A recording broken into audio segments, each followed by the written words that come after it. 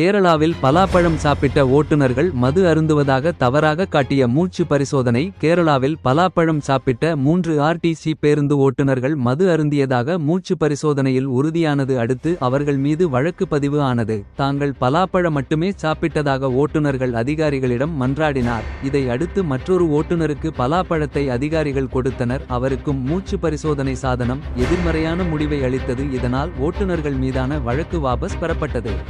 பிரதமருக்கு எதிராக கருப்பு கொடி செல்வ பெருந்தொகை 2 நாள் பயணமாக இன்று ஜூலை 26 தமிழ்நாடு வரும் பிரதமர் மோடி பல்வேறு நிகழ்ச்சிகளில் பங்கேற்பதோடு நலத்திட்ட உதவிகள் மற்றும் முடிவுற்ற திட்டங்களையும் மக்களுக்கு அர்ப்பணிக்கிறார். இந்த நிலையில் பிரதமர் மோடிக்கு எதிராக காங்கிரஸ் சார்பில் கருப்பு கொடி காட்டும் போராட்டம் நடத்தப்படும் என மாநில காங்கிரஸ் தலைவர் செல்வ பெருந்தகை அறிவித்துள்ளார்.